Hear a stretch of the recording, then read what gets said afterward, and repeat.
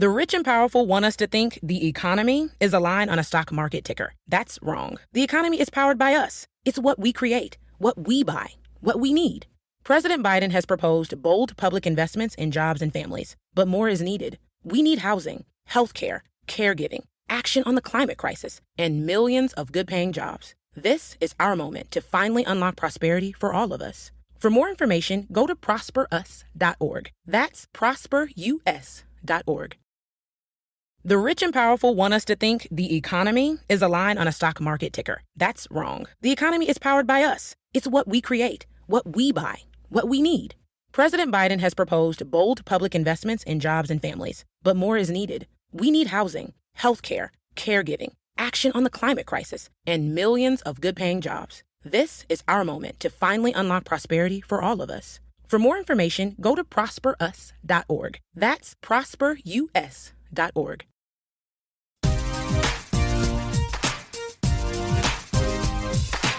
Every Sunday night, catch Wrestling Night in America on pwtorchdailycast.com, hosted by me, PW Torch columnist Greg Parks. Each week, I'll welcome a co-host from the Torch family to discuss the big shows in pro wrestling, taking your calls and emails. You can listen live most weeks beginning at 8 p.m. Eastern. On Sunday nights with a WWE or Impact pay-per-view, we go on the air at the conclusion of that pay-per-view. You can listen live, but of course the full show is available for download on demand anytime shortly after it airs. Visit pwtorchdailycast.com and click the live stream link to find the next scheduled live show link. Search PW Torch in Apple Podcasts or your podcast app to subscribe. Wrestling Night in America every Sunday, pwtorchdailycast.com.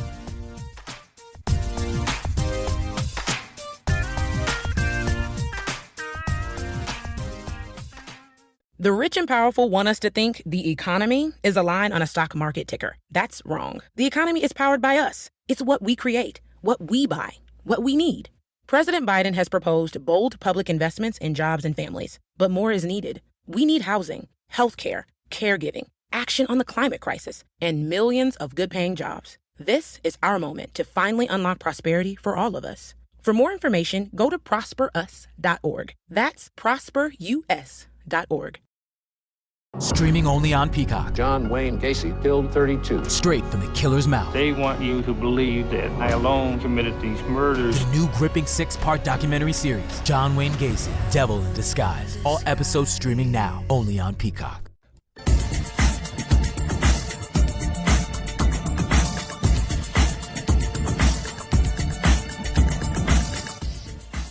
Now, PW Torch and Spreaker bring you the Wade Keller Pro Wrestling Podcast. It's time for Wade's interview with one of pro wrestling's newsmakers.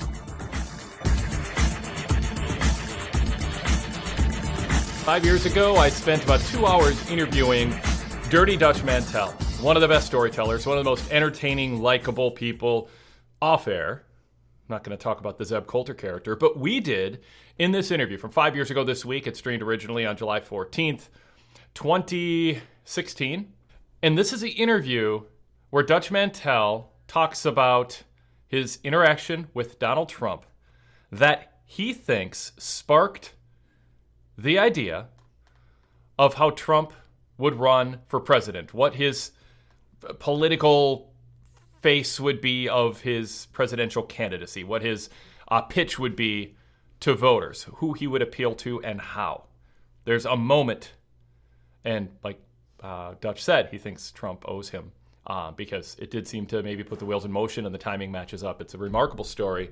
Kind of chilling a little bit too, and given the circumstances and what triggered it. But this is hilarious. We talk about Pokemon, we talk about True Detective, we talk about Puerto Rico and promoting philosophy, and he talks about the how he had no idea what the Zeb Coulter character was supposed to be, like the whole Mex-American thing. Am I appealing to them, or am I trying to make them angry? His answer to my question of what was the goal of that character is pretty jaw-dropping.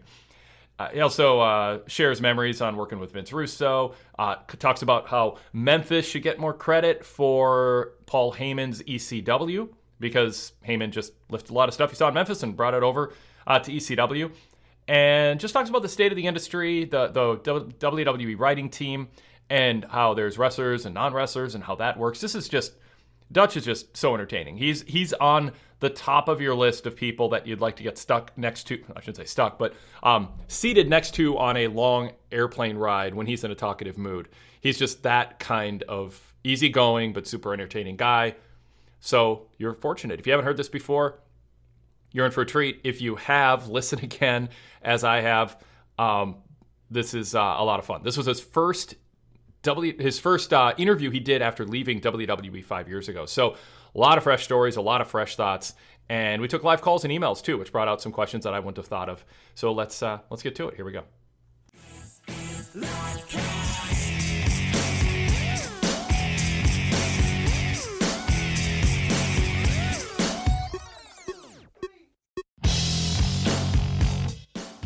Welcome to the PW Torch Livecast. I am Wade Keller, editor and publisher of the Pro Wrestling Torch weekly newsletter, pwtorch.com, the website, also MMAtorch.com, the website, with breaking results, live coverage of major pay-per-views and fight night specials, and editorials, and perspective, and Jamie Pennick's top 5 list.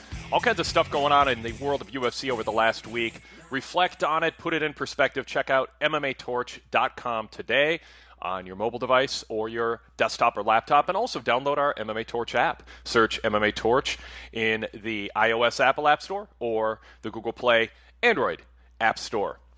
It is Tuesday, July 14th, 2016, and Thursday means it is Interview Thursday. And I'm excited to announce that today's guest is a returning guest, although it's been quite a number of years, and that is the man known as Zeb Coulter most recently, but much better known over the decades as Dirty Dutch Mantell. Dutch, welcome back to the program. It's great to have you on again. Well, thank you very much. Great introduction. Well, thank you. You are, I've been plugging this all week since we booked this show, and I talk about how some of our favorite guests on this program are people who have worked behind the scenes in creative, used to be called booking, still is, I guess, in many circles. And also, well, we love to have ex-wrestlers on who have traveled a lot of places to a lot of territories and been part of a lot of promotions. And also wrestlers who have worked for and been around a lot of powerful and influential people. And also announcers, people who have that experience of talking and being entertaining and telling stories and being funny. And I said, I'm fortunate that this week's guest, I don't have to choose between any of those three, because you have worn this sounds like a pun, it's not meant to be, but you have worn so many hats in this wrestling industry, Dutch. Sometimes I don't even know where to begin when I think about where to go when I talk with you. Do you think there's anybody in this industry who has, and I mean this sincerely, been around more influential people over the span of the last handful of decades in more countries and been next to more power brokers and big-name wrestlers and worn as many hats as you have? Well, if they are, there's not many of them. You can think of a lot of old-timers. Even you go back and you think about the days and the territorial days, and when I speak about territorial days, when I tell young guys how wrestling used to be, they look at me like, get the F out of here. What are you talking about? What do you mean you drove 350 miles one way and then drove back? That's crazy. I wouldn't do that. Well, we did it, and back in the day, and we paved the way for the young guys. And all those qualifications you listed, well, I fit them all. I booked, and they don't call it booking anymore. They call it creative. But I worked in creative, and I booked, and actually I started out. The only thing I really didn't do was put up a ring, because that involved actual manual labor, and I tried to dodge that at every opportunity.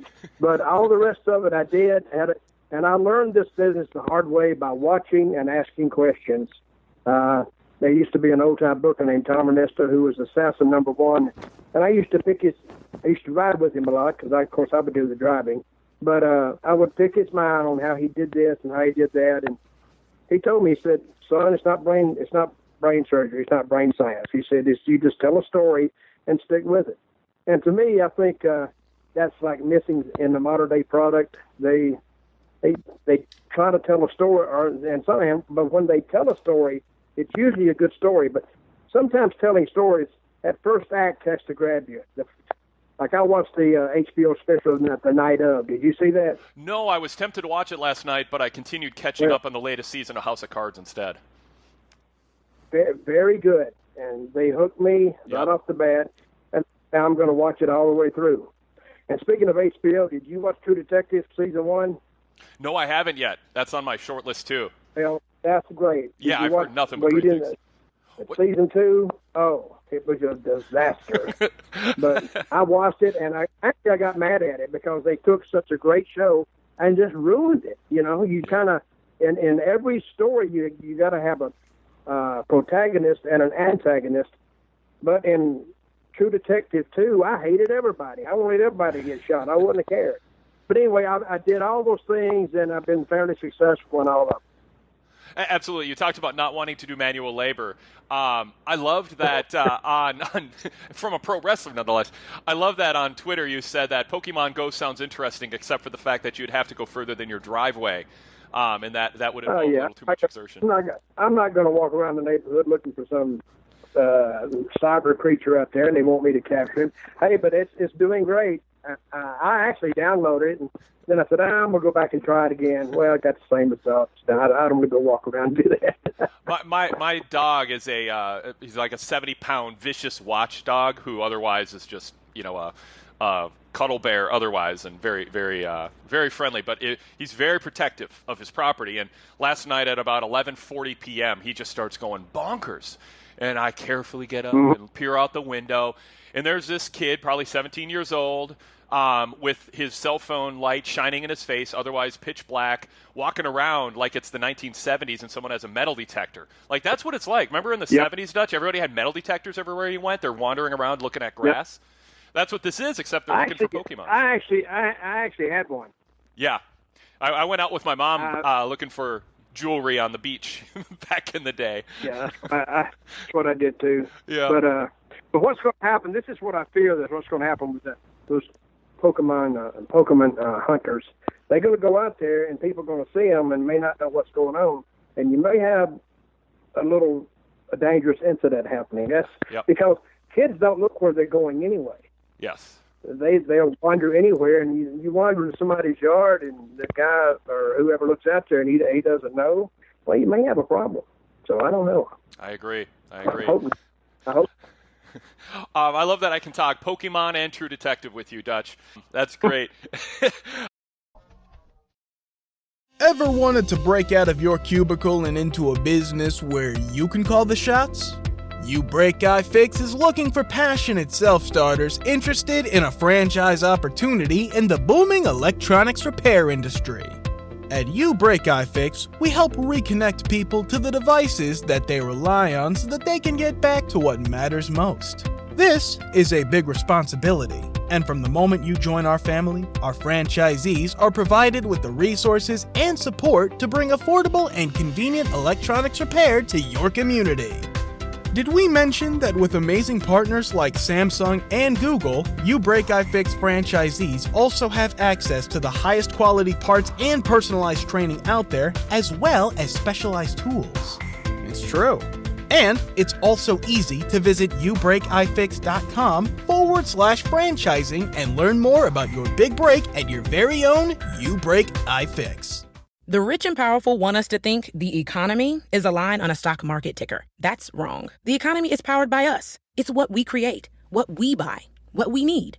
President Biden has proposed bold public investments in jobs and families, but more is needed. We need housing, healthcare, caregiving, action on the climate crisis, and millions of good-paying jobs. This is our moment to finally unlock prosperity for all of us. For more information, go to prosperus.org. That's prosperus.org. In 2012, NXT transitioned into the developmental system and ultimately the brand you see today. On the Torch VIP podcast, NXT 8 Years Back, we'll be taking a weekly look at this page in NXT's early history. Join Kelly Wells and me, Tom Stout, from PWT Talks NXT every Saturday as we go 8 years back to the day to track NXT's rising talents and why they did or didn't work out, exclusively for PW Torch VIP members. Ever wanted to break out of your cubicle and into a business where you can call the shots? You Break Guy Fix is looking for passionate self-starters interested in a franchise opportunity in the booming electronics repair industry. At You Break Guy Fix, we help reconnect people to the devices that they rely on so that they can get back to what matters most. This is a big responsibility, and from the moment you join our family, our franchisees are provided with the resources and support to bring affordable and convenient electronics repair to your community. Did we mention that with amazing partners like Samsung and Google, You Break Guy Fix franchisees also have access to the highest quality parts and personalized training out there, as well as specialized tools? It's true. And it's also easy to visit youbreakifix.com/franchising and learn more about your big break at your very own You Break iFix. Streaming only on Peacock. John Wayne Gacy killed 32. Straight from the killer's mouth. They want you to believe that I alone committed these murders. The new gripping 6-part documentary series, John Wayne Gacy, Devil in Disguise. All episodes streaming now, only on Peacock.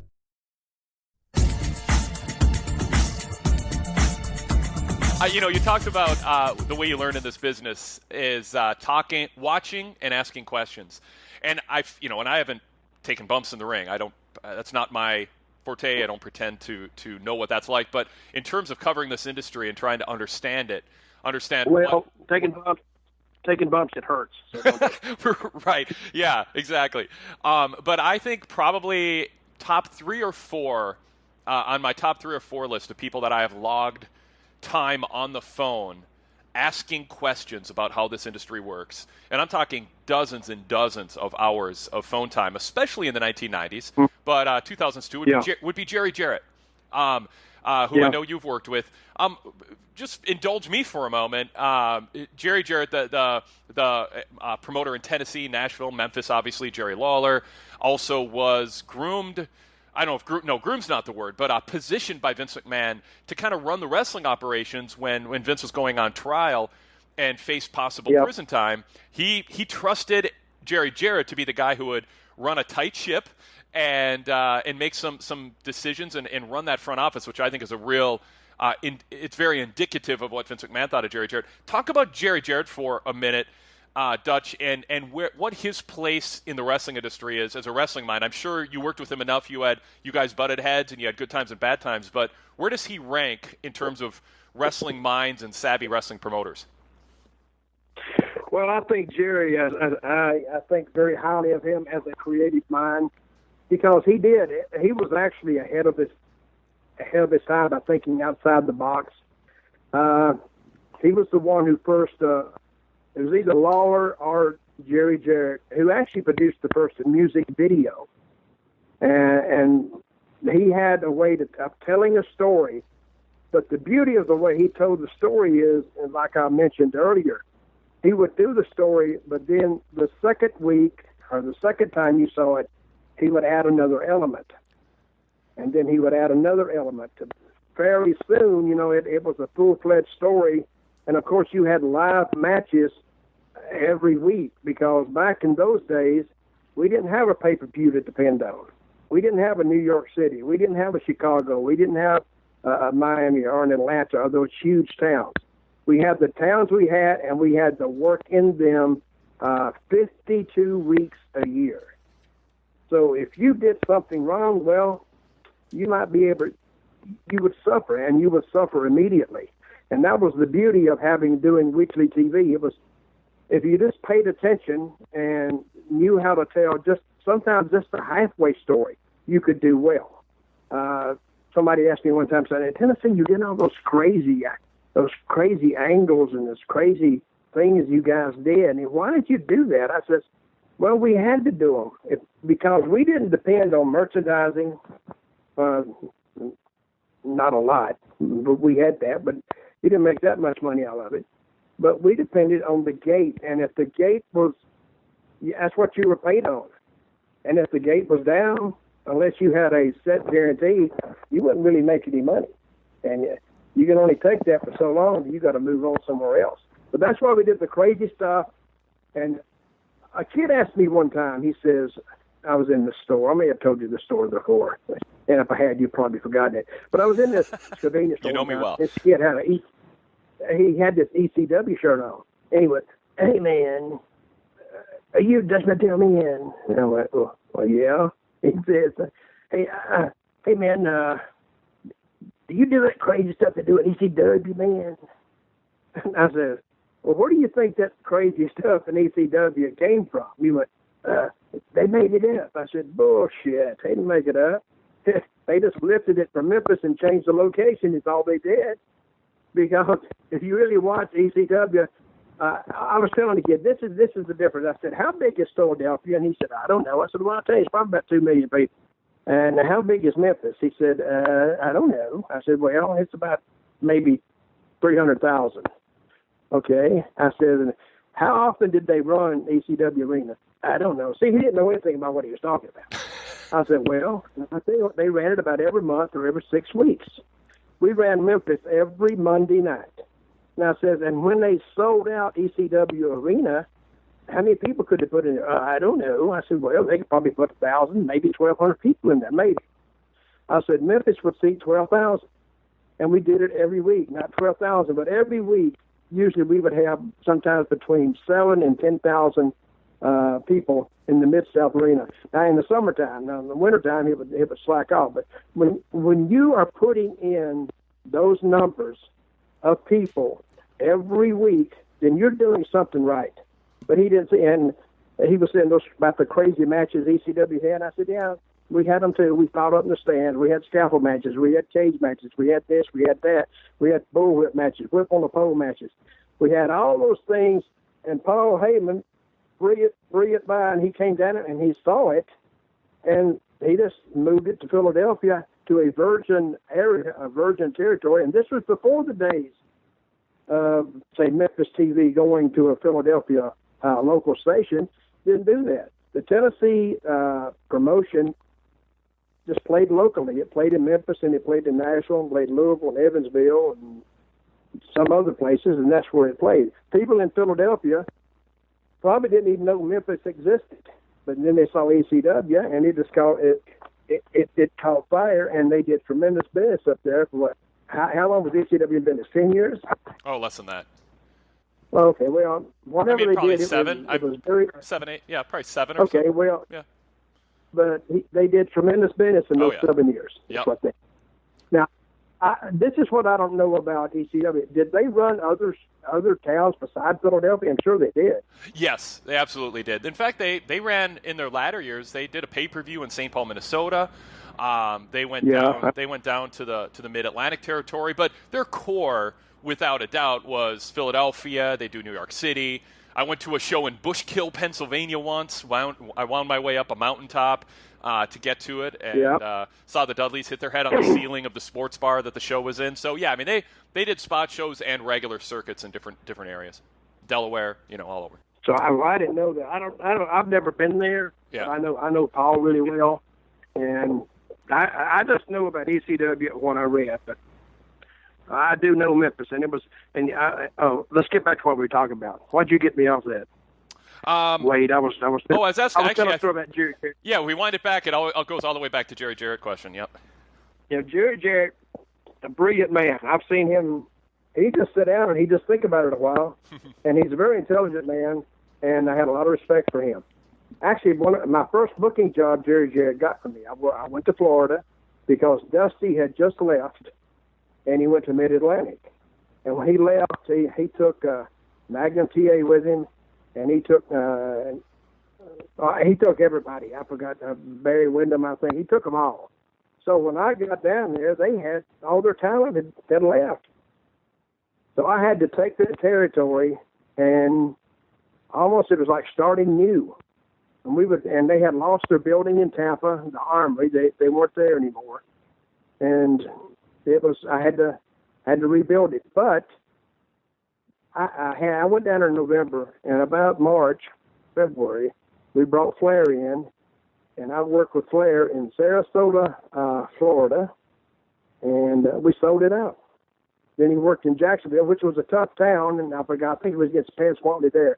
But we did great business, so the territory was coming back, And that's when I did the angle with Jack Hart, Barry Horowitz, the loser angle, and got over like a son of a gun. I remember the first day I put it on TV. Gordon Soley walked in there and he said, "That'd never get over." I said, "Well, Gordon, with all due respect, and I love Gordon," I said, "I'm going to do it anyway," because I always heard, and Jerry Jarrett told me this. He said, if you ever book, he said, always do one angle just for you, just to entertain yourself. That's great. And that's what I did. I did it. I had a great time with it. Barry, he did a great job, and he couldn't win a match. I put his record up there. It was like 0-47, and he was so sad all the time. And he was slowly turning babyface, really, but he didn't even know it. I told him one time, I said, "Barry, listen, I just can't continue to do this with you." He said, "What do you mean?" He said, "I got to put you over today." He went, "Oh, no, don't do that." I said, "Well, I got to." No, I'm not going to do it. I can't do it. I said, "I'm kidding you." So anyway, but I had a great time in Florida, and it was doing well. And unfortunately, I was down there when Eddie Graham died. Yeah. And that was the really sad part of being down there. And I probably knew Eddie. I got to know him fairly well during that period. Not real well, but fairly well.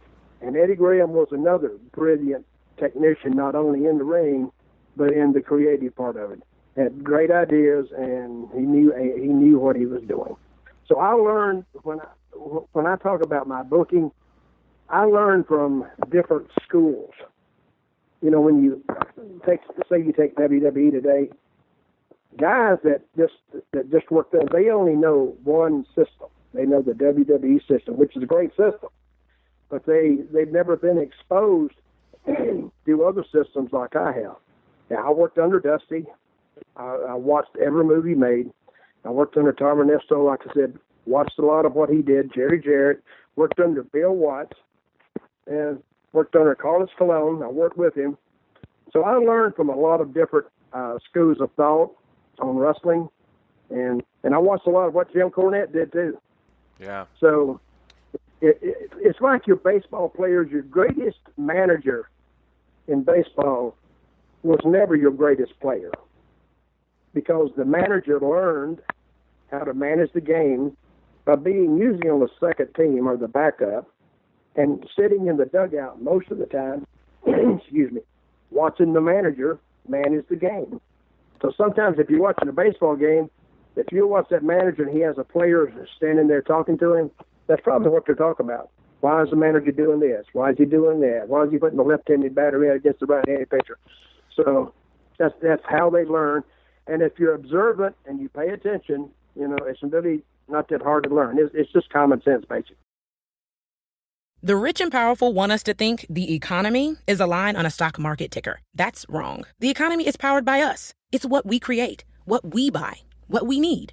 President Biden has proposed bold public investments in jobs and families, but more is needed. We need housing, healthcare, caregiving, action on the climate crisis, and millions of good-paying jobs. This is our moment to finally unlock prosperity for all of us. For more information, go to prosperus.org. That's prosperus.org.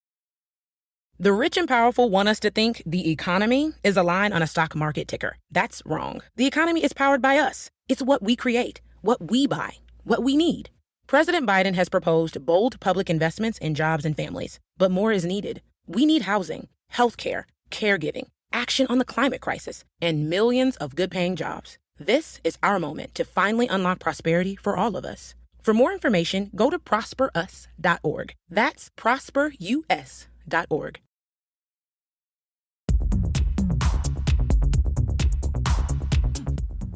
I launched the Pro Wrestling Torch newsletter as a teenager in high school in the late 80s, and I've been covering professional wrestling ever since. It's been my full-time job since the day I graduated college. And I've followed every technology along the way and tried to be on the cutting edge, and one of them has been podcasting. We were doing podcasts before the word podcast was a word. They were just called audio shows for our subscribers.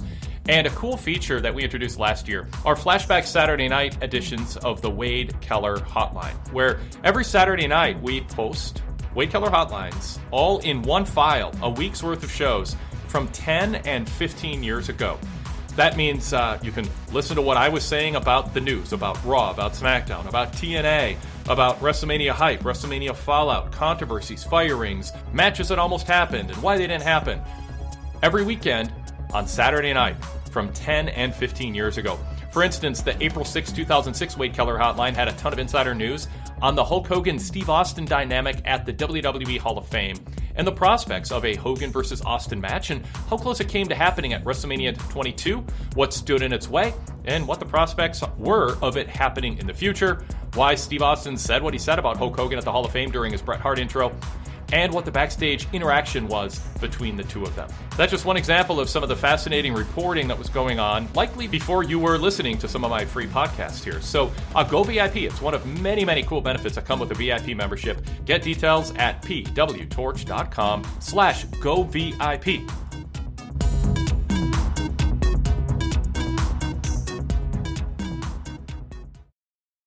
The rich and powerful want us to think the economy is a line on a stock market ticker. That's wrong. The economy is powered by us. It's what we create, what we buy, what we need.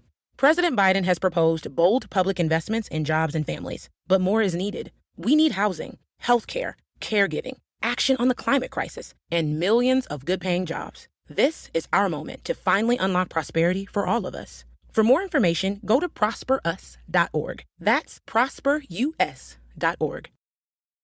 The rich and powerful want us to think the economy is a line on a stock market ticker. That's wrong. The economy is powered by us. It's what we create, what we buy, what we need. President Biden has proposed bold public investments in jobs and families, but more is needed. We need housing, healthcare, caregiving, action on the climate crisis, and millions of good-paying jobs. This is our moment to finally unlock prosperity for all of us. For more information, go to prosperus.org. That's prosperus.org.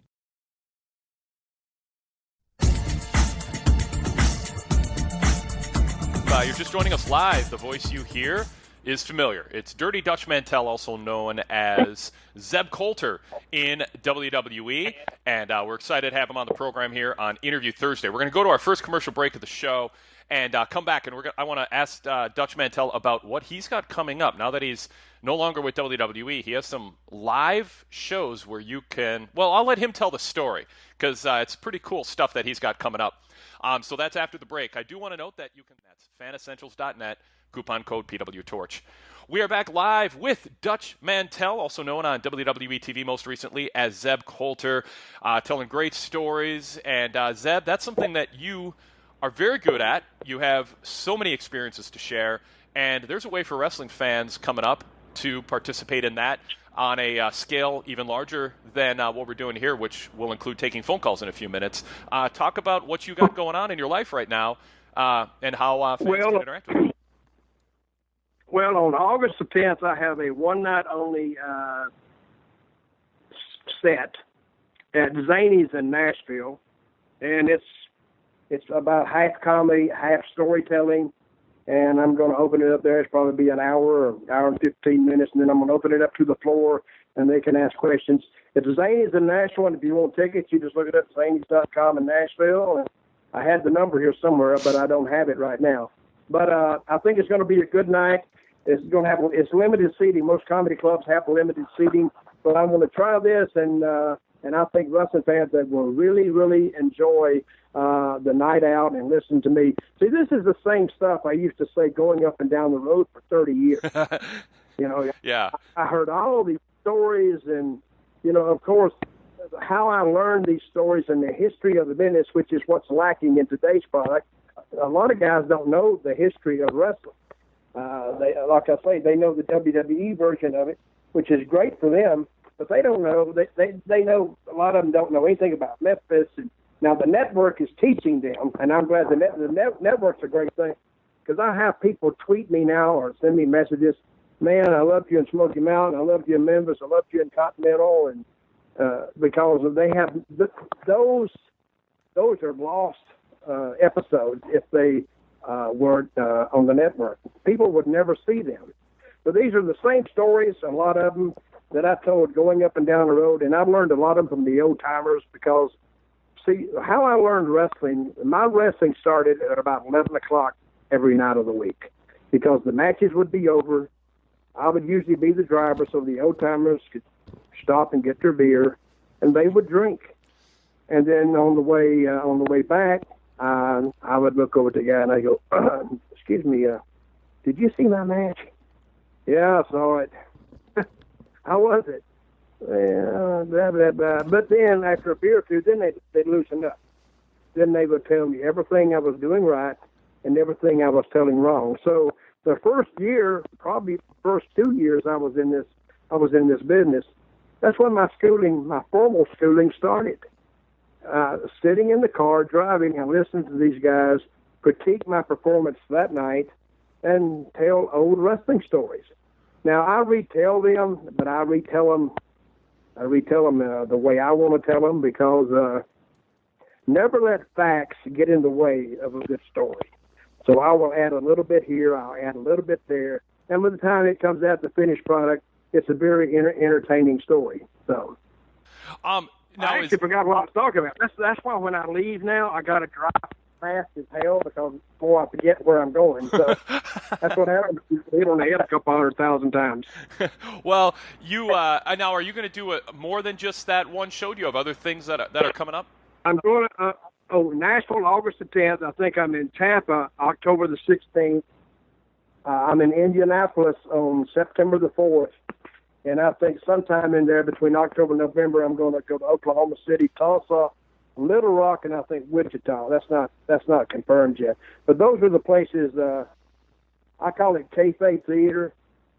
So I'm going on the road with it and to see what it'll do. I always wanted to do it anyway because I think there's a market out there for it, and people kind of know a lot more about me now since I went to WWE than before. So for those who want to come to and see me, it's going to be a great show, and I'm looking forward to doing it. And I know that you told me before the show that you are going to do about half a kind of, I think you called it BS comedy, and then telling great stories. But then you'll also open up the floor to questions. So it has kind of the a format that I know is growing in popularity. Paul Heyman in London this week, and elsewhere in England doing Q&A shows with wrestling fans, telling great stories. We've got a full, fascinating, detailed report on that at pwtorch.com right now with Paul talking a wide range of topics. And Paul's been a lot of places and has a lot of stories to tell too. But I'll do a call to action here for our listeners. When Dutch does his shows, we'd love to get a write-up so that people who aren't able to go in Nashville can get a sense of what he talked about in the stories that he told. So please do drop us a line at pwtorch@gmail.com if you do attend that show at Zany's in Nashville on August 10th. Dutch, anything else you want to plug too? Let's get Twitter, Facebook, anything. Well, I'm thinking about opening up a wrestling school here. I just want to see how much interest is in it. Yeah. Right here I live right outside Nashville. And the closest wrestling show to this area is probably Louisville, which is 175 miles away. So I just want to see if anybody that is listening to this or knows anybody who wants to train for wrestling. You can email me at dirtydutchmantail with 2 L's at gmail.com, and I'll get back to you. I just want to check the interest. I had one before I went to WWE, and then, of course, when I went, I didn't have time for it, so I had to it had to go in limbo. But I'm thinking about reopening it. And so, guys, if you're thinking about going to wrestling, I think I may be to help you realize that dream, because that's what a wrestling show really is. It's chasing the dream, and that's what you're selling. You're selling the dream more than you're selling the wrestling, because I think guys, they picture themselves standing in the middle of Madison Square Garden, in the main event. And unless you can picture yourself doing that, then you're in the wrong business. I mean, you got to picture yourself on the biggest stage you can be on, and in the main event. Now, whether you're in the main event or not, just being in Madison Square Garden is a tremendous achievement and a tremendous success. But that's why wrestlers have such huge egos, because they have to have. Because everybody that's very successful in wrestling, they have to think. And they may not let this be known publicly, but they have to think that they're the best. Yeah. Because without that belief, then I think they're just beating the dead horse. So, and I want guys I had guys in my wrestling school, and I said, "Are you the best?" He said, "I'm the best." I want you to think that you're the best, because otherwise, we're just chasing a dream that's never going to happen. We're chasing a rainbow, and that's all that is colors out of reach. So, Mike Pence. Hey, I just read Mike Pence is Donald Trump's VP pick. Yeah, I saw that somewhere reporting. Hey, I got a bone to pick with Donald Trump. At WrestleMania 29 in New Jersey, I went out in front of 82,000 people, and it was Jack Swagger versus Alberto Del Rio. And Donald Trump was there. So after the match, of course, I didn't know he was there.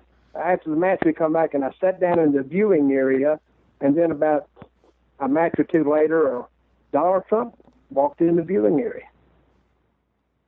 with his daughter and his two sons. And he walked up to me and tapped me on the shoulder, and I looked up, it's Donald Trump. And he stuck out his hand, and we started shaking hands. He said, "I really, really enjoyed your speech. It was fantastic." It was you.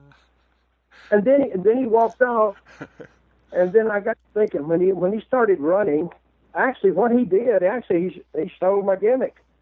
I think he just renamed it "Make America Great Again" instead of "We the People." That's all he did. So anyway, I think he owes me, and he needs to tweet my name or something. I need some sort of recognition, I think, for helping him out. So anyway. The rich and powerful want us to think the economy is a line on a stock market ticker. That's wrong. The economy is powered by us. It's what we create, what we buy, what we need. President Biden has proposed bold public investments in jobs and families, but more is needed. We need housing, healthcare, caregiving, action on the climate crisis, and millions of good-paying jobs. This is our moment to finally unlock prosperity for all of us. For more information, go to prosperus.org. That's prosperus.org. Sun, surf, and seduction collide as four Americans return to exotic islands, hoping their sexy romances can turn into forever. Love in Paradise, the Caribbean, a 90-day story, streaming now only on Discovery Plus. Start your free trial. Terms apply.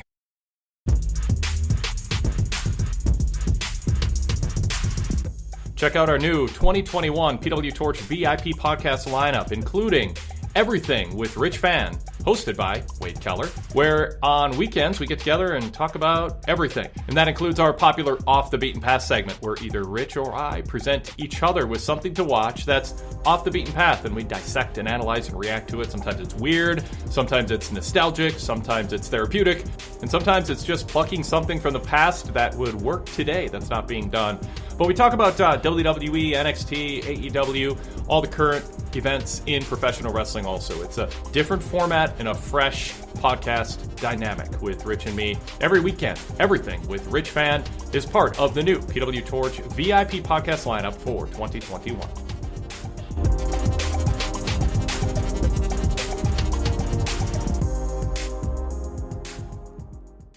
Ever wanted to break out of your cubicle and into a business where you can call the shots? You Break Guy Fix is looking for passionate self-starters interested in a franchise opportunity in the booming electronics repair industry. At You Break Guy Fix, we help reconnect people to the devices that they rely on so that they can get back to what matters most. This is a big responsibility, and from the moment you join our family, our franchisees are provided with the resources and support to bring affordable and convenient electronics repair to your community.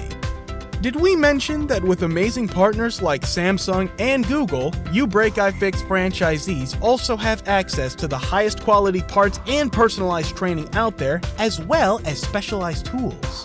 It's true. And it's also easy to visit youbreakifix.com/franchising and learn more about your big break at your very own You Break I Fix. The rich and powerful want us to think the economy is a line on a stock market ticker. That's wrong. The economy is powered by us. It's what we create, what we buy, what we need. President Biden has proposed bold public investments in jobs and families, but more is needed. We need housing, healthcare, caregiving, action on the climate crisis, and millions of good-paying jobs. This is our moment to finally unlock prosperity for all of us. For more information, go to prosperus.org. That's prosperus.org.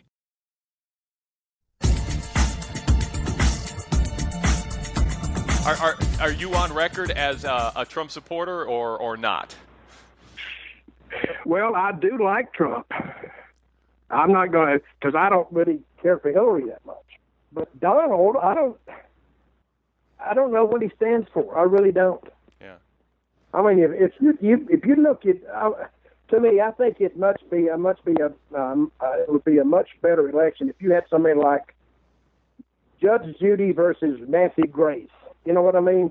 I think both of them would do a better job than the two we got. Now, I don't much care for Hillary, but I don't much care for Trump. But I don't know. Yeah, I don't know if we've ever had. You got to be careful. You got to be careful. Jerry Lawler said that he supported Trump, and he got death threats. Yeah.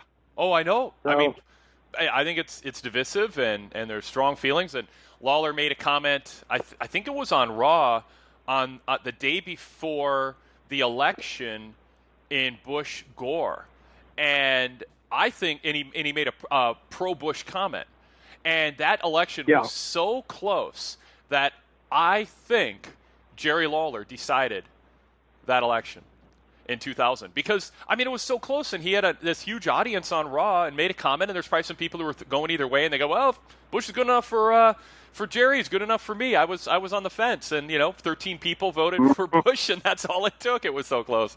No, I don't know if we've ever had two candidates that are less popular, and people have more questions about than Trump and Hillary. It is it's going to be a fascinating week next week with, by the way, Dutch, Dana White, president of UFC, speaking at the Republican convention for Donald Trump.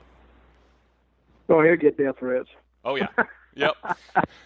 Yes. But, the thing, when I did We the People, see, it's ironic how I even got to WWE.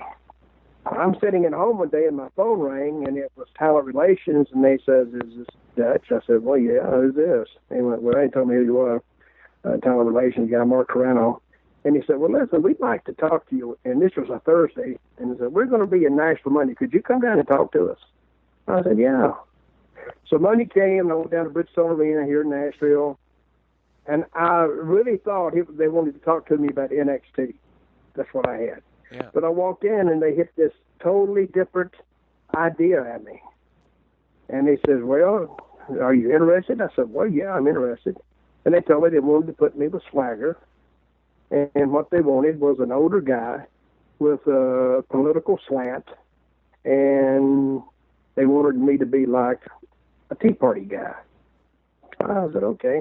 And I did a promo in the back. And they said, we're going to go show this to the head man. We're going to show it to him. So I did a promo, and they took it in there, and he said, hire him. And I was hired on the spot. I went down there at 3:30, and I went out live on Raw at 7:30. Wow. So I don't think anybody's ever been hired in that short a time. And then I was on the pay-per-view that Sunday, and it just took off. And I remember some people told me like the young kids don't know the history. So a lot of those young kids in the back, they didn't know who I was. Yeah. Which is not their fault. That's their fault. Just the age difference was way off, you know. And they said, who is this guy? And then some of them said, you don't know who he is? He said, no, who is he? But anyway, I went out there in the first night, and about halfway through that promo, I'm saying, I don't know about this, because I could feel I was kind of losing them. Then all of a sudden, here they come. And from that point on, it was nothing but full tilt boogie. And when you talk about getting death threats, I got death threats when I was doing sales. Wow. Seriously, they would tweet me as this, and of course I was a very aggressive tweet, and they would send me messages and all this kind of stuff, but it was, and I could feel the heat from the entire persona, especially down in South Texas, Arizona, because usually when you go out there in a WWE crowd, they're kind of reserved and laid back. Well, not these crowds. And they were laid back with everybody else, but not with me, because I was close to them. I was at ringside. So they were only about 10 feet from me. So I finally told security, I said, hey, I want you to watch these people. Oh, we're with you. And they were with me. They really stayed with me. And I actually told WWE, I said, well, I've got a few death threats. And they said, Well, be careful. Okay. Thank you. Thanks. But anyway, it was my WWE run. I loved it there. They were great people. They treated me like a king, and I couldn't ask for any better treatment. And if anybody ever says anything bad about them, I'll just have to disagree with them because I loved it there, and I wish them nothing but success. Did you find that people received the Zeb Coulter Tea Party character differently than you expected, and did it change from town to town, city to city, region to region? I'm going to tell you what, half the people got behind it. Yeah. Because when you tell see, the way I had to get heat, say I go to Green Bay, and I have to talk about the Packers. Or I would go to Miami and talk about crappy football, college and pro. But when I started talking about the illegal immigration, that's where it changed. Yeah. Now, a lot of and it did vary from town to town because you could actually tell how the town votes by the reaction I got. Yeah. If they didn't like me, the town was liberal and Democratic. And if they liked me, it was conservative and Republican. I mean, I should have had some of those political pundits start tracking me, and they could have read the pulse of the voters. But yeah, I can tell it was different in a lot of different places. So, and when we finally went out and confronted Rusev, me and Jack, that was one of the hottest, well, not the hottest thing I've ever been in, but for us, and I think it really elevated Rusev, and it really got over with the people. They really enjoyed that.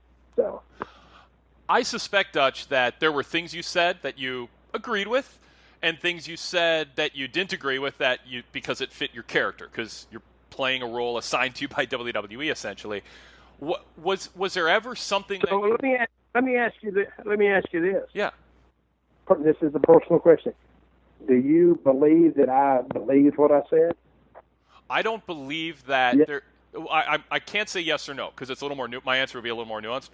I believe that if you did, it was purely coincidental, because I believe that the way you described how you were hired and what role you had, I'm assuming you were picked for that because Vince thought you've got good promos, and he trusts you, and he can hire you on the spot, know that you're not going to be trouble, and you represented the chemistry he was looking for with Jack Swagger, not because you were very expressive about your politics in the past, and Vince needed someone who truly believed that in order to play that role.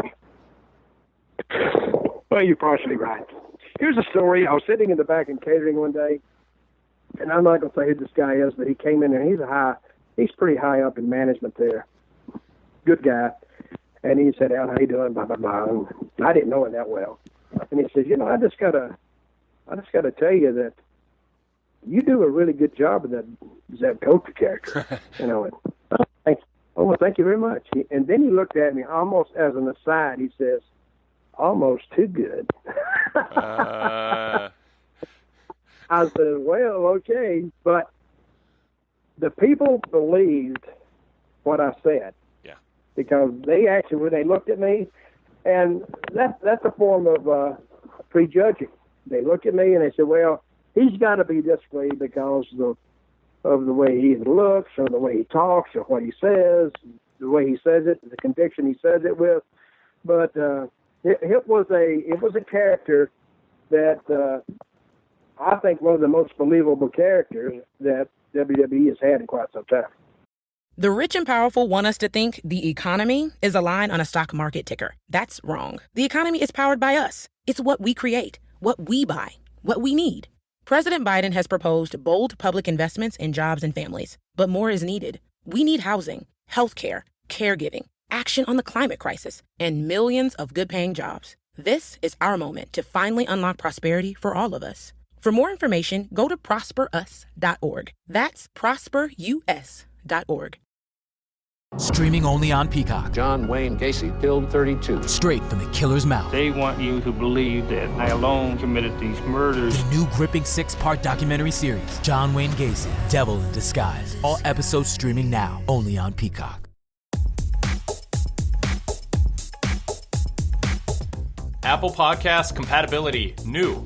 with PW Torch VIP podcasts in 2021. If you're an iPhone user and you want a simple way to access our full VIP podcast library as new podcasts come out every day, we have good news. New in 2021, single-click compatibility with Apple Podcasts native app on iPhone, CarPlay, your iMac, or your MacBook Pro laptop. Now, as soon as you sign up and become a VIP member, there's a single-click link in your sign-up email that will launch PW Torch's VIP podcasts in Apple Podcasts. No username, no password to enter.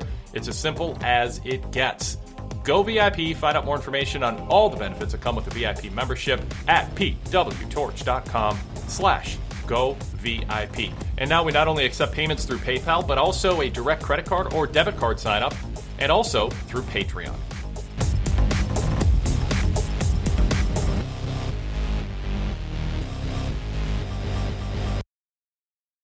The rich and powerful want us to think the economy is a line on a stock market ticker. That's wrong. The economy is powered by us. It's what we create, what we buy, what we need. President Biden has proposed bold public investments in jobs and families, but more is needed. We need housing, healthcare, caregiving, action on the climate crisis, and millions of good-paying jobs. This is our moment to finally unlock prosperity for all of us. For more information, go to prosperus.org. That's prosperus.org. The rich and powerful want us to think the economy is a line on a stock market ticker. That's wrong. The economy is powered by us. It's what we create, what we buy, what we need. President Biden has proposed bold public investments in jobs and families, but more is needed. We need housing, healthcare, caregiving, action on the climate crisis, and millions of good-paying jobs. This is our moment to finally unlock prosperity for all of us. For more information, go to prosperus.org. That's prosperus.org.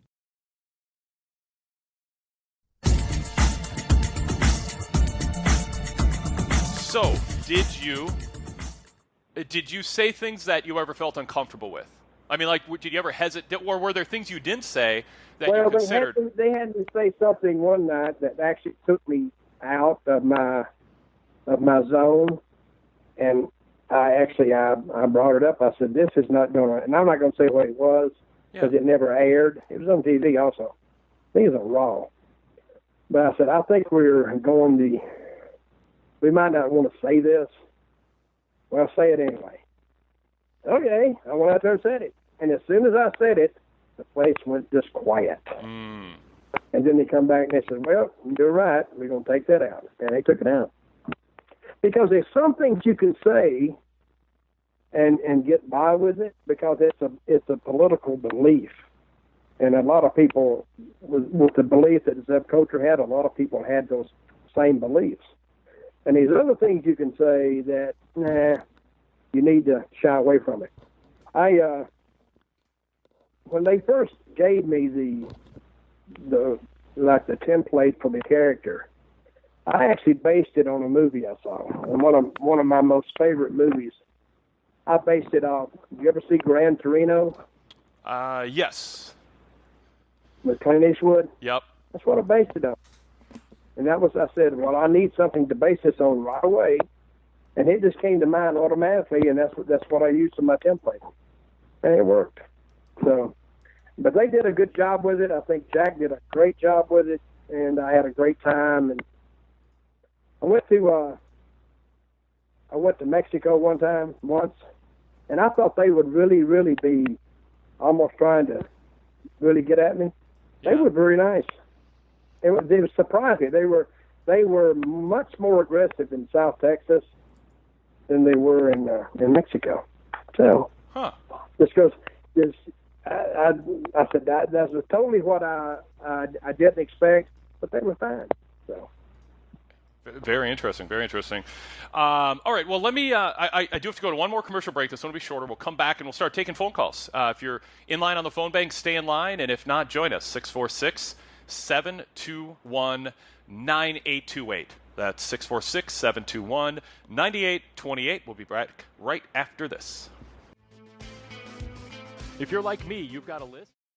I'm joined today, July 14th, 2016, with Dutch by Dutch Mantell, also known as Zeb Coulter. We were talking about his Zeb Coulter character in WWE a few minutes ago. I now want to go to phone calls and have get a phone call or two in, and also some emails.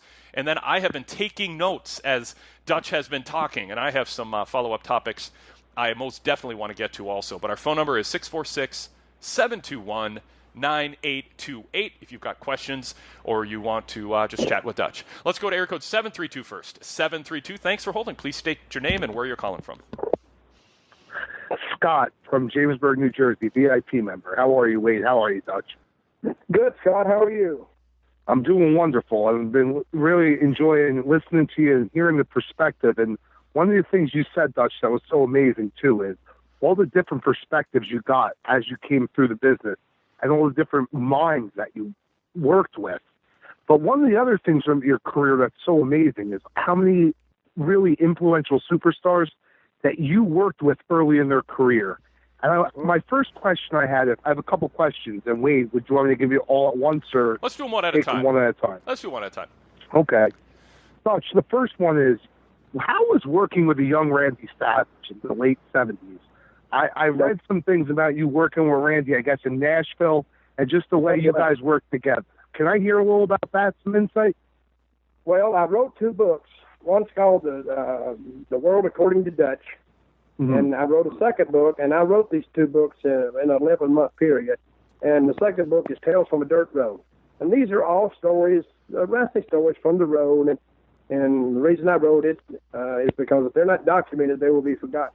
And one of the stories in there was about Randy Savage. And I first met him in Atlanta in the mid-70s. God, I'm old. I'm going to date myself. But, and people come to me and said, "Oh, you're not old, you're just middle-aged." I said, "Oh, crap, nobody lives to be 124. Anyway, but I met him in Atlanta, and he was going as Spider-Man. And he was real thin.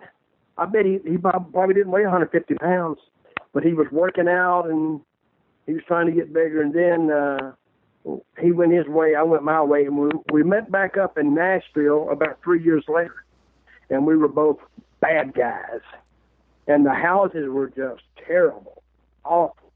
And I'm sitting back there one night, and I told Randy, I said, "Randy, brother," and he was just developing his macho man character. I said, "We're wasting our time here, buddy." I said, I said, either you need to go to the other side or I need to go to the other side, and let's start working with each other. So we pitched the idea, and they had nothing to lose. They did it. And just to show you what chemistry can do, and I had great chemistry with Randy Savage, we went from doing 200 people or 250 people in Nashville in a smaller building, and it seats about 1,200. We went from 250, and then we started working with each other, and about a month or 5 weeks later, we were up to we were selling it out, 1,250 people. But we had great chemistry. He was developing his character, and because Nashville had never seen anything like Savage, and our style was so much different. We wouldn't go 10 minutes, 15 minutes. Every night, I don't care where we were, we could go to a little spot show. We'd do 30 to 45 minutes of nothing but up and down action, back and forth. And the people rewarded us by actually coming out and watching us, and I really appreciate that. But we worked hard for it. He worked hard for it. And Randy Savage, and of all of the people that I have known who passed away, some of them bother me, and some of them I feel bad for, but some of them really affect me. And when I heard that Randy had passed, that really hit me hard, because he was such a great guy, and crazy as the bed bug, but such a great guy, and I loved him to death. And that really bothered me. And I think about Randy, not every day, but I do think about him a lot in the matches we used to have. Great guy. So. The rich and powerful want us to think the economy is a line on a stock market ticker. That's wrong. The economy is powered by us. It's what we create, what we buy, what we need. President Biden has proposed bold public investments in jobs and families, but more is needed. We need housing, healthcare, caregiving, action on the climate crisis, and millions of good-paying jobs. This is our moment to finally unlock prosperity for all of us. For more information, go to prosperus.org. That's prosperus.org. The rich and powerful want us to think the economy is a line on a stock market ticker. That's wrong. The economy is powered by us. It's what we create, what we buy, what we need. President Biden has proposed bold public investments in jobs and families, but more is needed. We need housing, healthcare, caregiving, action on the climate crisis, and millions of good-paying jobs. This is our moment to finally unlock prosperity for all of us. For more information, go to prosperus.org. That's prosperus.org. Now through Patreon, you can get the Wade Keller Pro Wrestling post shows, Wade Keller Pro Wrestling podcasts, and the PW Torch daily casts with the ads and plugs removed, and VIP after shows by supporting us on Patreon with a Tier 1 membership for just $4.99 per month. You can also upgrade to get additional bonus content, including all the VIP podcasts and the PW Torch newsletters through Patreon. Check out details at patreon.com/PWTorchVIP. That's patreon.com/PWTorchVIP.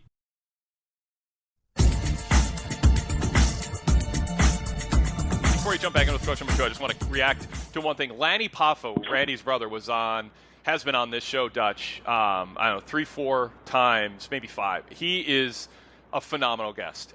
He's a unique personality. He is a great guest on this show. Told some great Randy stories. The love and admiration he had for Randy really came through on the first show we did after Randy died.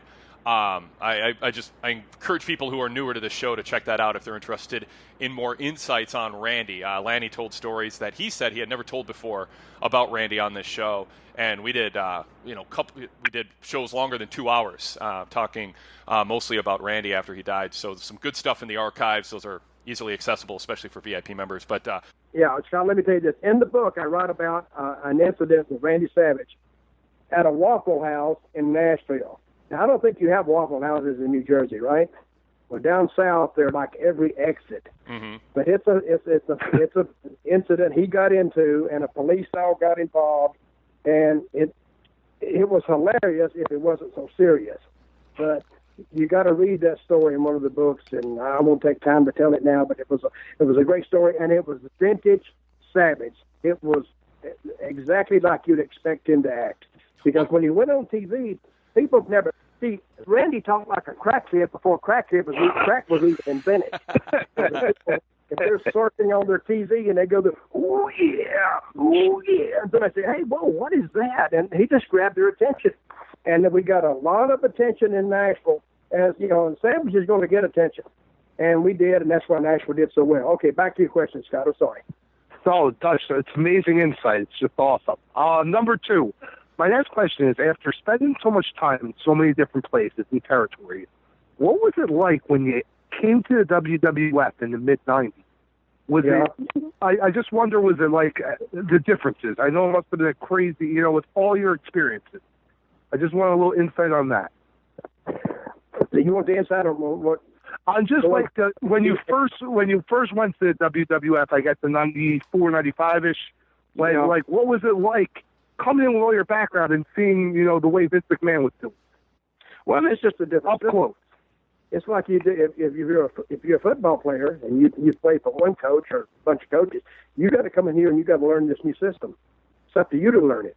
And they're going to give it to you, but you have to learn how things are done, and you got to ask questions, and and I studied it. Everywhere I've ever been, I studied the booker. I studied how they did things. I studied their system, and you got to understand the system before you can operate inside it, and that's what I did. I thought Vince McMahon had a great system, and most of the time it worked good. It didn't work that. It wasn't working good in those days because that's when WCW was coming along, and I kind of lose track of the dates.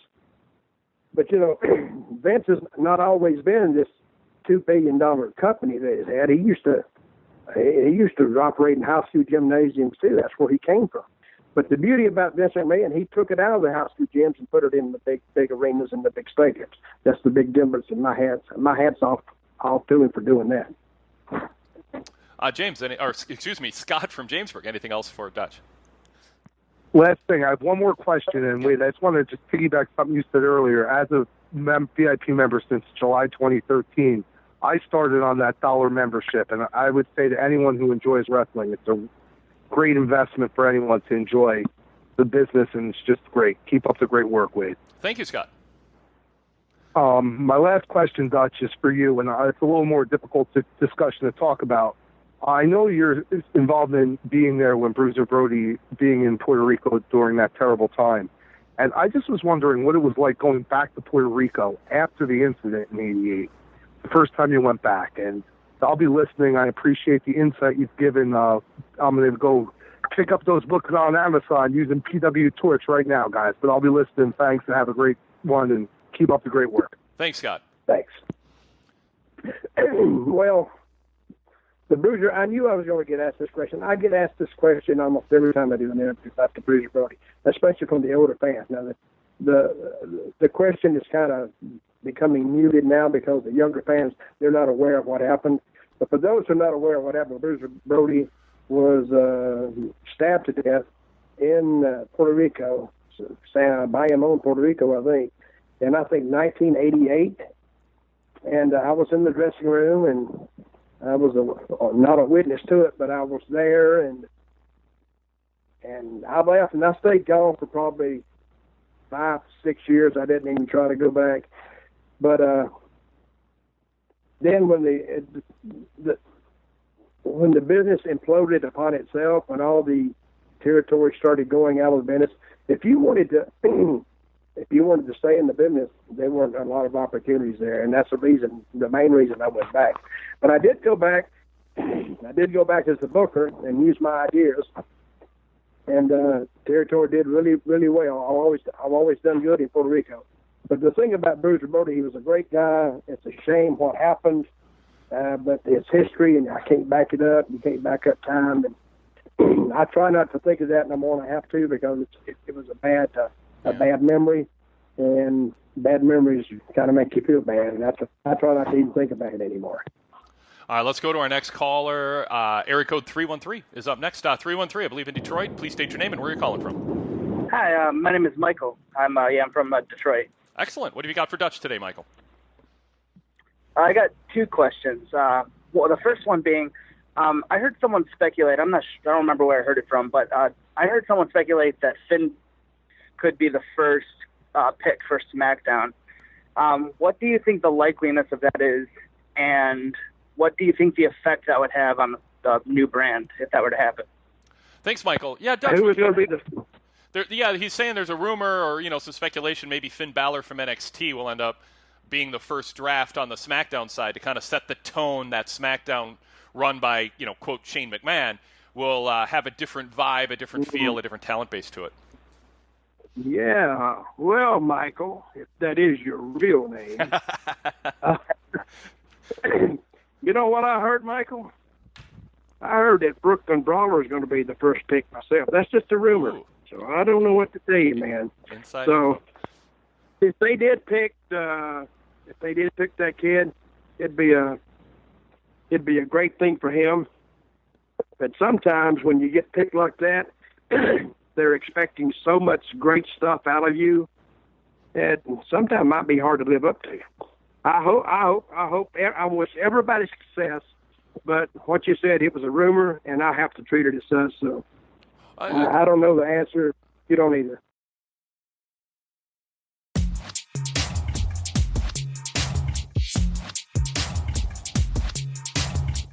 Hey guys, it's Mike McMahon from the All Elite After Show.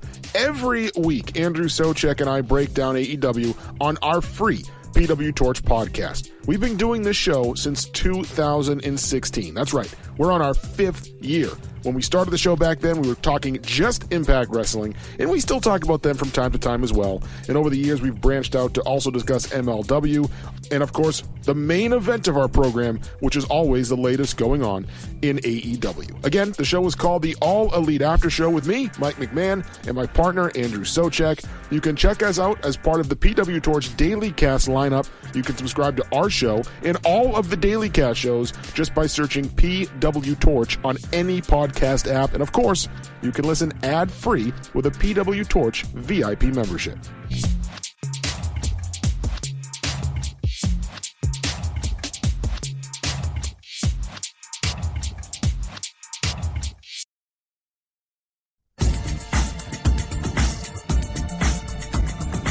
what do you think about the having separate rosters? And and I bring this up in particular to you because Memphis often had to run a live TV show on WMC with like 6 guys.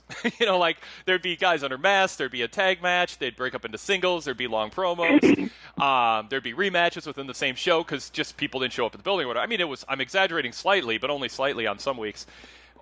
Splitting the WWE roster in half so that one group's exclusively on Raw and one's on SmackDown, part of what I like about that is you only see your favorite wrestlers as a fan once a week. They don't get overexposed. I don't know how Jerry Lawler would have done if he had to run 2 shows at his peak in Memphis and wrestled on TV every week and cut promos with Lance Russell and Dave Brown every week, twice a week instead of once. Well, Memphis did have 2 shows. But one was the Coliseum show. Yeah. And that went to some secondary markets. That went to some places in Mississippi and maybe Jackson, Tennessee. But I think splitting the brand is it's a good idea. Yeah. And it's going to work great. It's going to work great for SmackDown because they only got 2 hours. Yeah. But for Raw, 3 hours, my personal opinion, if I see a movie and it says 3 hours, you know what I do? I can't watch it. Yep. I'm not going to commit. But I will say one thing about wrestling fans. They are the most dedicated fans of all sports fans anywhere. Because, wrestling will never die. I know because we tried to kill it for 50 years, and we can't kill it yet. But wrestling will never die, and you do something they like, and they'll come right back. So I think splitting the brands is a good idea, especially for SmackDown. I think Raw with half a roster, that's going to take some artistry to get that to work. Well, what I'm hoping, and I hope it works. Yeah, it can work. It can work. It's 3 hours is a long time to fill, and they know that as well as I do. So they know what they need to do. Kevin Eck, an ex-creative team member at WWE, was on this show 2 weeks ago, and he talked about when the writing team got the news that Raw was going to be 3 hours. And, I mean, he put it in more detail and better than me, but one of my takeaways from Kevin's explanation or recounting of that situation was the writing team was bracing for something awful and hopefully temporary. Management let them know, this is awful for you, and it is not temporary, so make it work. Yeah, that's what you got to do. When they give you a job and they detail your responsibilities, your job as a writer and as a talent, you got to go out there and you got to make it work. Yeah. And they did. It reminds me of a story. I took over Puerto Rico one time. I worked for Carlos Colon, and then I took over this other company because me and Carlos had a difference of opinion. And I love Carlos to death, but it was just business. But I took over the IWA with Victor Quinones. You remember him? Oh, yeah. Okay. And I took that show from, it was doing a 2.6. And Carlos's were doing, I had it up to 11 and a 12. That's the ratings I had it up to. Yeah. But that's what we had the disagreement on. I wanted more money. And he said, well, I don't think we can pay you. I said, okay. So anyway, I jumped over. And when I jumped over, they was doing a 2.6, and they said, well, what do you think we need to do? I said, guys, doing a 2.6, a Viagra commercial will do a 2.7, 2.8. I said, you're not telling any stories. You're not moving. Well, what are we doing? We thought we were doing good. I said, no, you're not. I took it over on January the 6th, 2001, I think. It was right after the first of the year. And then it would go to a 3. And the next week it'd go up to a 3.6. And then it just kept steadily climbing. And about 3 months in, I brought Kane down from the WWE, and that's when she started. We ran our first big show with him as like the centerpiece of it, and we took off.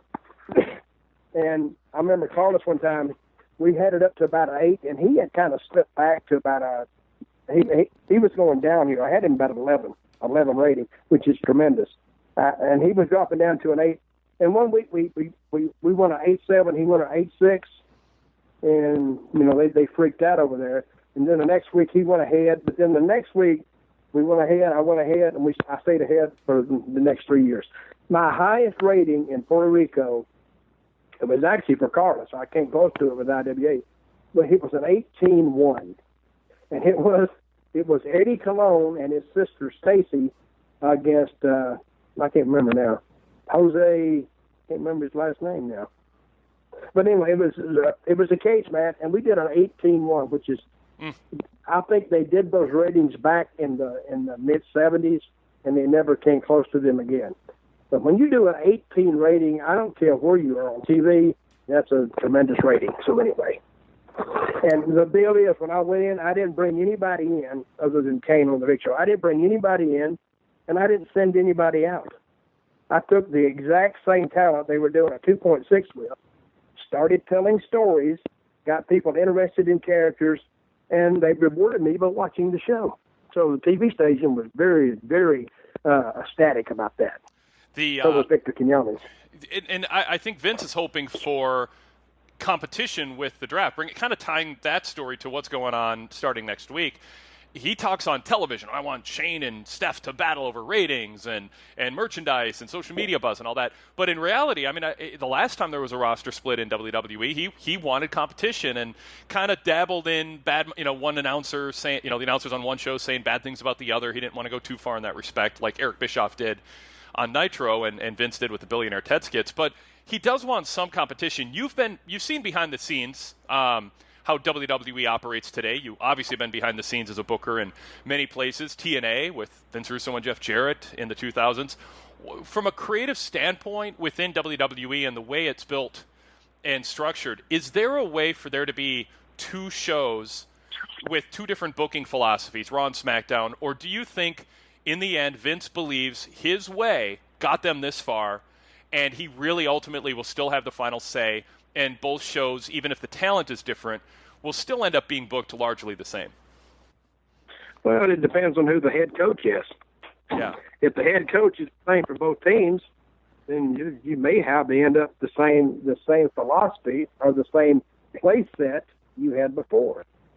Now, if somebody is, to me, if they gave me SmackDown and they said you can do with it what you want, well, I change a lot of stuff. Yeah.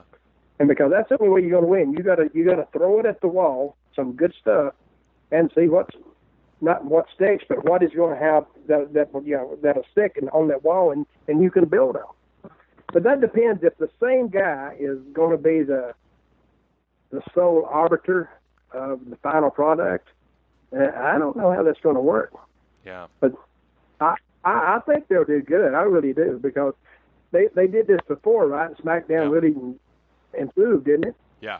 Well, there was a stretch where Paul Heyman really did have some, I wouldn't say free reign, but influence on the product. And people were talking about SmackDown's my show. I want to wear a SmackDown t-shirt to let people know this is my show, this is my brand. And, I don't think there's harm in within, the NFL is one organization, but some people wear Vikings jerseys, some wear Packers jerseys, some wear Eagles jerseys, some wear Giants jerseys. I don't know that WWE, I think they'd benefit from. I'll tell you what you don't see anybody wearing.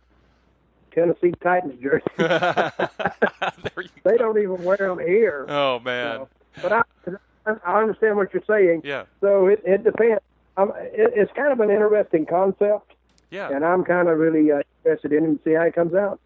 We have an email question from JC from Ontario, Canada, VIP member since December 2013. He says, hello, Wade and Dutch. My question is for Dutch about Zeb's latest run joining with Alberto Del Rio and Mex America. How much input did you have in the genesis of that idea and in the weeks to follow? What started as a curiosity, seeing this unlikely pair team together, quickly turned into confusion and disappointment for me. The entire concept seemed to fall flat with zero momentum or purpose. Thanks, guys, and keep up all the great work. Yeah, Dutch, what's the story on how that played out, and how involved were you in it? Did he say it fell flat? He thought that. Is that what he said? Yeah, he said it started as a curiosity but turned into confusion and disappointment. That son of a... It was nice having you on the show. Hey, it was a concept that was. What can I say? I kept telling some of the writers. I said, I need to do this. Well, no, let's do this. Well, I need to kind of explain this. No. Just trust us. Okay. And it went for about 6 weeks. And the story I wanted to tell you earlier, let me just wrap that up. The thing with with Mr. Del Rio and myself, it never really got off the ground. Yeah. It kind of moved when we went out on, what was that show we was on, Hell in a Cell or SummerSlam, or what were we on when I first went out there with Del Rio and he went against Cena? And it was what pay-per-view was that? I can't even remember that. I don't. With 13 a year, they God, it's in LA, I know that. But it kind of moved the needle that night. But then after that, the people looked at me like, "What the hell? We don't get it." Yeah. And nobody got it, and eventually, I don't think the writers got it, and nobody felt it. So eventually, they went to League of Nations, and we see where that went. And, hey, not all ideas go. Right. They just don't go. Right. But if you don't try them, you just can't say, "Well, we should have done that," but now they can say, "Well, we should have done that." But anyway, the best was really high on Del Rio, and he still is, and I wish him a lot of success. But that was just one of the deals that just didn't go. Not all singers have hits with every song. So sometimes you hit it, and sometimes you miss it, and we kind of missed that one. What was?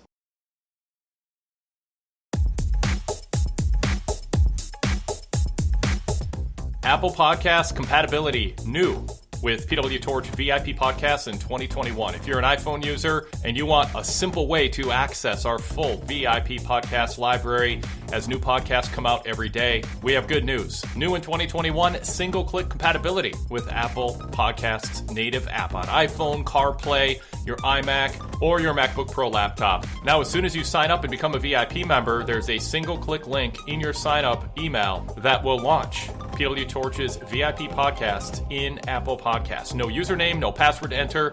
It's as simple as it gets. Go VIP. Find out more information on all the benefits that come with the VIP membership at pwtorch.com/govip. And now we not only accept payments through PayPal, but also a direct credit card or debit card sign up, and also through Patreon.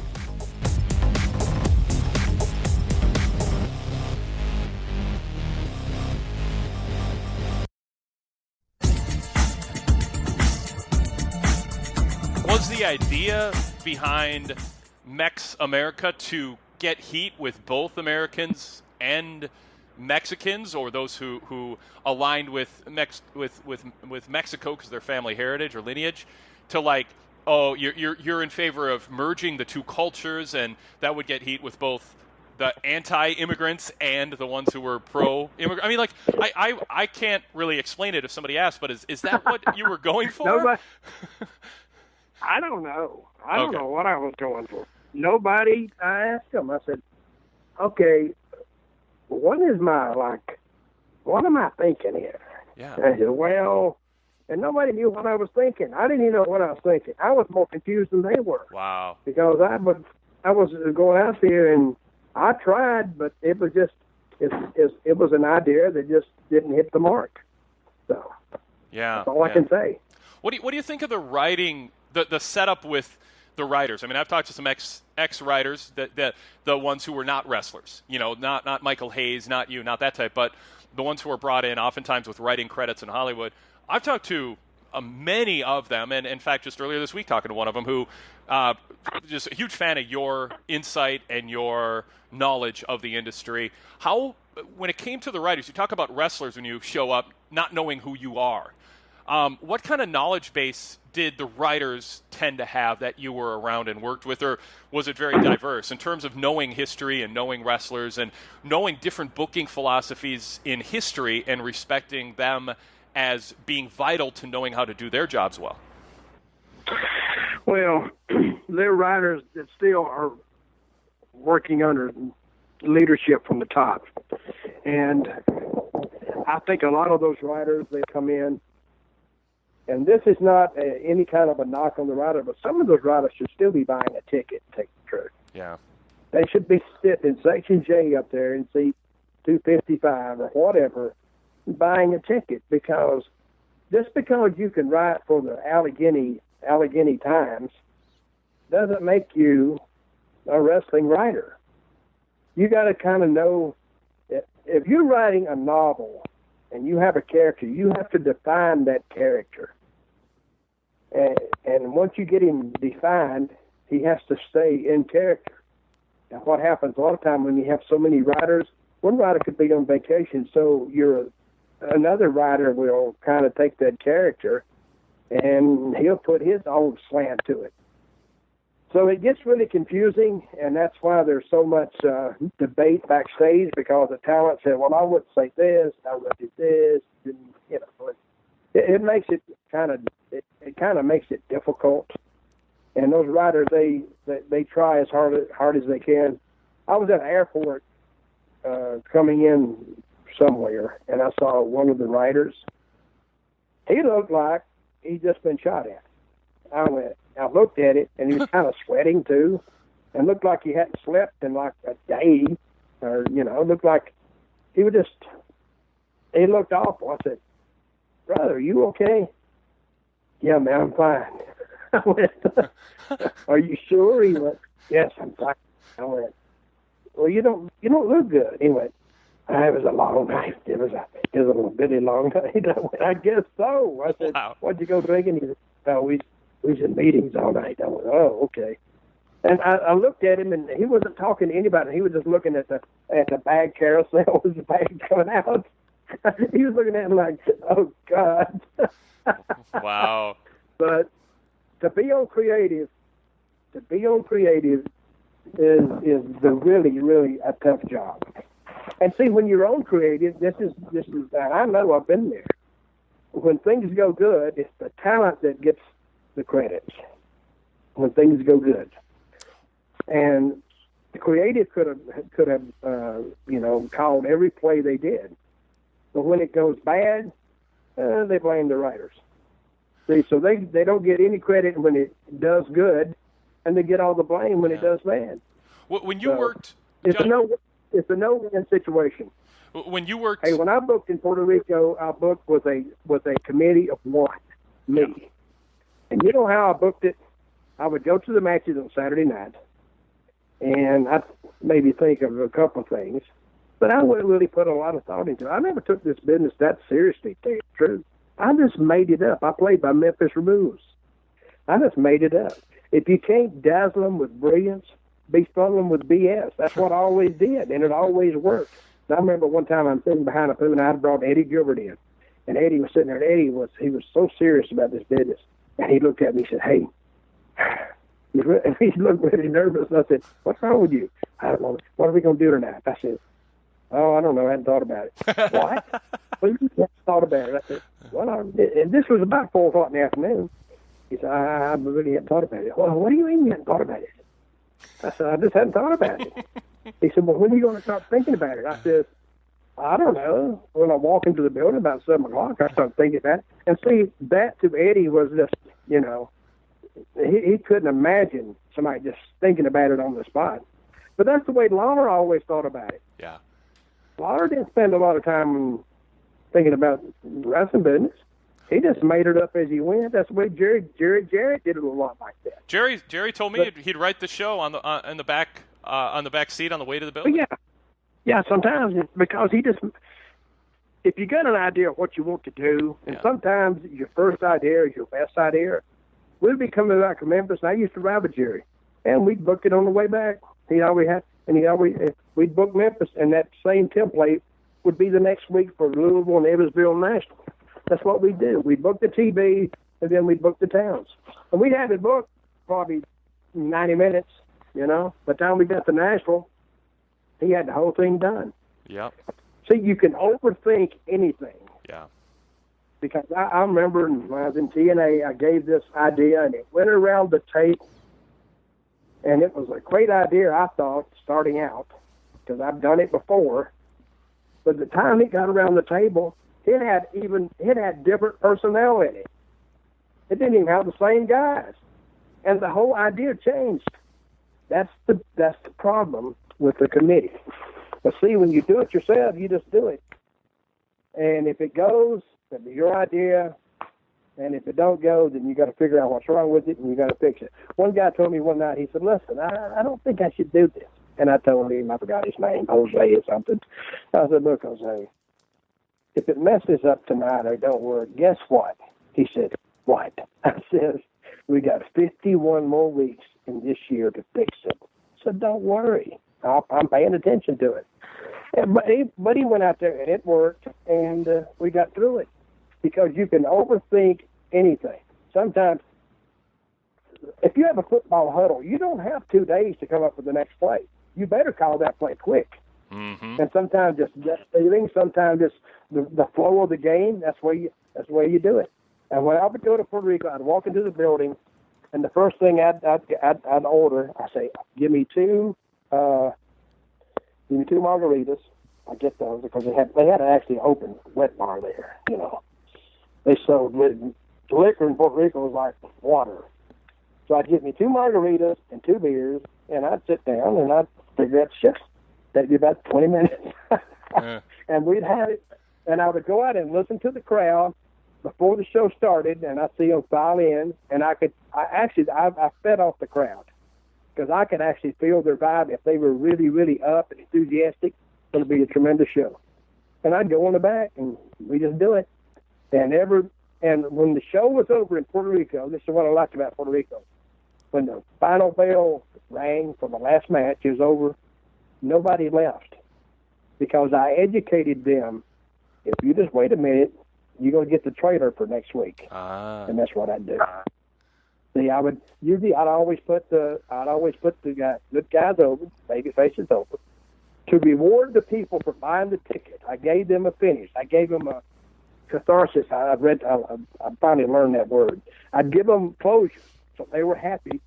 Then them dastardly ass heels would come in there and do something bad. So that was the trailer for next week. And nobody on TV night, nobody left. So they would stay and watch the end of it. And I did that a couple of times, and they finally caught on. So Puerto Rico was a great, great study for crowd behavior. And all I did in Puerto Rico is I watched Vince McMahon. I remember I told you I watched him a lot. And it was who's in charge. But in Puerto Rico had never seen that. Now everybody does it. There's no other angle in wrestling but, who's going to run the place? But I did it Latino style, and it got over like a son of a gun. It got over. And I would go in on Saturday night to a little town called, it was a suburb of San Juan called Bayamon. And Bayamon would probably seat 4,000, 4,500 people.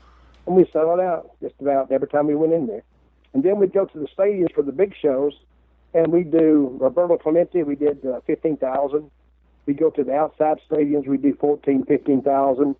And that was just normal houses for us. If it didn't sell out, usually sellouts are, rare. If we didn't sell out on the big shows, that was rare. Because when you have that big rating and you do such a good show, and I didn't just do a 1 hour, 2 hour show on Saturdays. I had a 2 hour show on Sunday I had to do. Jeez. So I did 4 hours a week, probably for 5 years down there by myself. I had a videographer and an assistant. That's what I had. Wow. And actually, I stayed on the beach and drank a lot of rum. That's what I did, and I had a good time. We're about to go to another commercial break. Why are you listening to commercial breaks? Why deal with these interruptions when you can become a VIP member, support the Wade Keller Pro Wrestling Podcast, Wade Keller Pro Wrestling Post Shows, the PW Torch Daily Casts, and the entire team and everything that we do, and get a ton in return for your membership by becoming a VIP member. Go to pwtorchvipinfo.com for full details. 30 plus years of archives of podcasts, retro radio shows, over 1,600 back issues of the Pro Wrestling Torch Weekly newsletter, a fascinating march through our coverage of wrestling history, and so much more, including ad-free versions of the Wade Keller Podcast, Wade Keller Post Shows, and PW Torch Daily Casts, and several exclusive VIP podcasts just about every day, dozens of VIP exclusive podcasts that you're not hearing because you're not a VIP member. So go VIP, pwtorchvipinfo.com. Subscribe to our VIP podcast feed and listen in a streamlined way with no interruptions to all of our podcasts. Again, that's pwtorchvipinfo.com.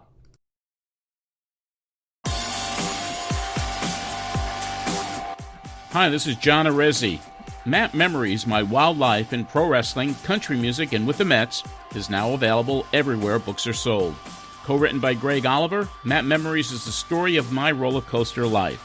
Learn the inside stories about my days as the host of the groundbreaking Pro Wrestling Spotlight radio show and as the wrestling convention pioneer and dealmaker. I hold nothing back. Matt Memories, available now from ECW Press.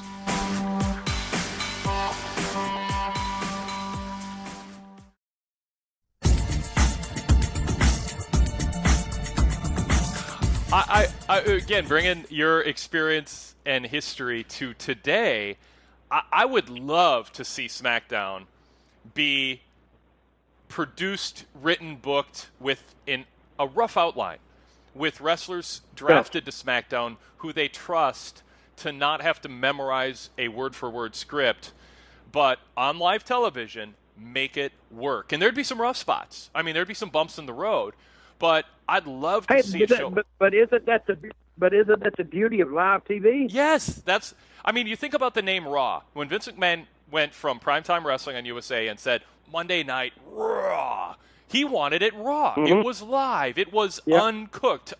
He had all these uns. It is the most cooked, not anything show now. It is so heavily corporate. So. Lighten up. You just wait. You just way too hard on. You're just way too hard on the product. Hey, let me ask you something. Yeah. You guys, you and Meltzer, and the old timers in the newsletter business and all this. You guys used to be brutal, but I think in your old age you mellowed a little bit. What happened there? I just love being called. I love being called an old timer by you. That's awesome. I'll cherish that. That's awesome.